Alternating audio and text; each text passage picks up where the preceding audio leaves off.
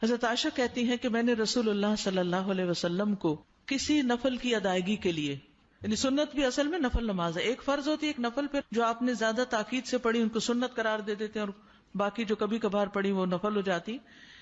کسی نفل کی ادائیگی کے لیے اتنی جلدی کرتے نہیں دیکھا جتنی جلدی آپ نماز فجر سے پہلے 2 رکعتوں کے لیے کرتے تھے.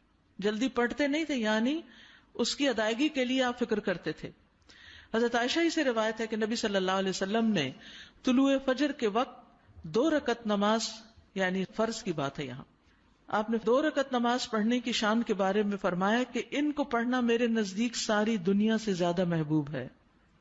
آپ نے فرمایا جو آدمی عشاء اور فجر کی نمازوں میں آ سکتا ہے تو اس پر لازم ہے کہ وہ آئے، اگرچہ اسے گھسٹ کے کیوں نہ آنا پڑے، یعنی گھٹنوں کے بل یا پیٹھ کے بل گھسٹ گھسٹ کے ہی آنا پڑے تو بھی آئے، لیکن آئے ضرور. کیوں؟ اس لیے کہ جو شخص فجر کی نماز پڑھتا ہے وہ اللہ کی حفاظت میں آ جاتا ہے. رسول اللہ صلی اللہ علیہ وسلم نے فرمایا جس نے صبح کی نماز پڑھی پس وہ اللہ کے ذمے میں ہے، اللہ کی حفاظت میں ہے، اللہ کے ذمے ہو گیا.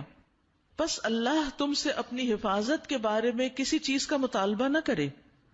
کیا مطلب ہے اس کا؟ یعنی جو اللہ کے ذمے ہے اس پر کوئی ظلم نہ کرے، اور ظلم کر کے اللہ کے سامنے جواب دے نہ ہو، اس لیے کہ جس سے اللہ پوچھے گا، مطالبہ کرے گا، یقیناً اسے اپنی گرفت میں لے لے گا اور لے کر منہ کے بل جہنم میں پھینک دے گا. اس سے کیا بات پتہ چلتی ہے کہ جو شخص فجر کی نماز کی حفاظت کرتا ہے وہ اللہ کے قریب ہو جاتا ہے، اللہ کی حفاظت میں ہو جاتا ہے. کسی کو حق نہیں کہ اس پر ظلم اور زیادتی کرے.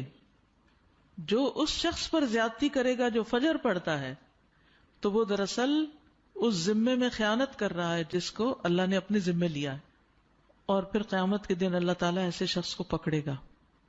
یعنی فجر پڑھنے والے کی عزت اور احترام لازم ہے، کیونکہ صرف مومن ہی اس کی پابندی کرتا ہے. بہت سے لوگوں کے لیے فجر کی نماز بڑی بھاری ہوتی ہے، وہ ایک خاص وقت سے پہلے نہیں اٹھتے.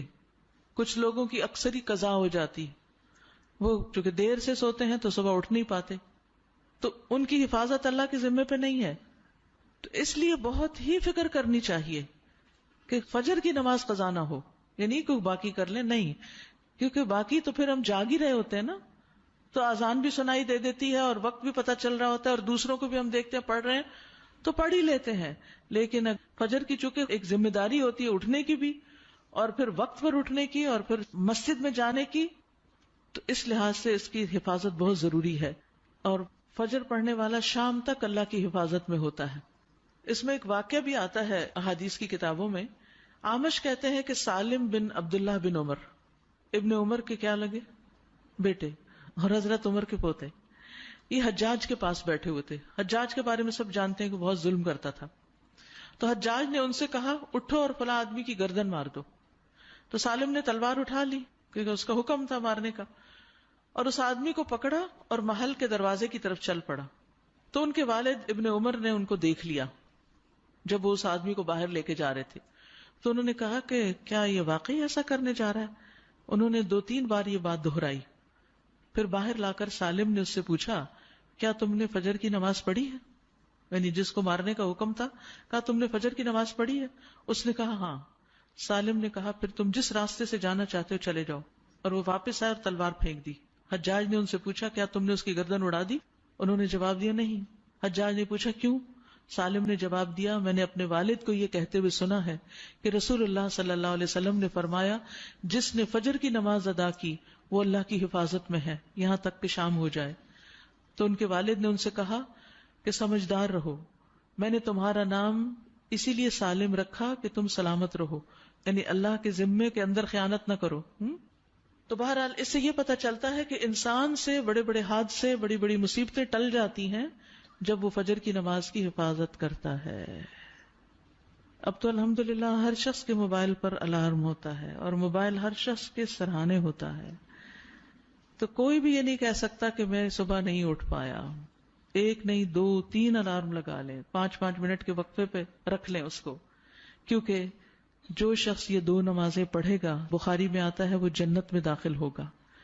ایک اور روایت میں آتا ہے وہ آدمی ہرگز دوزخ میں نہیں جائے گا جس نے سورج نکلنے سے پہلے اور سورج کے غروب ہونے سے پہلے نماز پڑھی، یعنی فجر اور عصر کی. اور پھر آپ نے فرمایا ان نمازوں میں سستی نہ کرو اگر تم اللہ کا دیدار کرنا چاہتے ہو، اس طرح کہ جیسے تم 14ویں کے چاند کو دیکھتے ہو اور تمہیں کوئی دھکم پیل کا بھی واسطہ نہیں پڑے گا. یعنی جو ان نمازوں کی حفاظت کرتا ہے وہ اللہ کے دیدار کے قابل ہوگا. اور پھر بعض اوقات لوگ رات قیام کرتے رہتے ہیں، آخر حصے میں سو کے فجر قضا کر دیتے ہیں. کیا ہے تہجد کے لیے اٹھے تھے وہ آنکھ نہیں پھر کھلی فجر کے لیے. تو یہ نہیں ہونا چاہیے.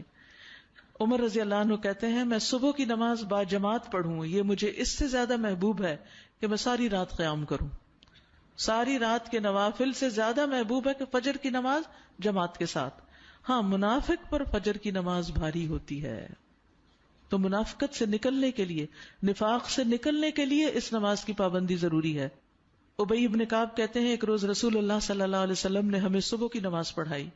اس کے بعد فرمایا کیا فلاں حاضر ہے؟ لوگوں نے کہا نہیں. آپ نے پوچھا کیا فلاں آیا ہے؟ لوگوں نے کہا نہیں. آپ نے فرمایا بلا شبہ یہ دو نمازیں منافقوں پر سب سے بھاری ہیں، سب نمازوں سے زیادہ بھاری، یعنی فجر اور عشاء. اور اگر تمہیں معلوم ہو کہ ان میں کیا کچھ اجر و ثواب ہے تو تم ان میں ضرور آؤ، خواہ گھٹنوں کے بل ہی کیوں نہ آنا پڑے.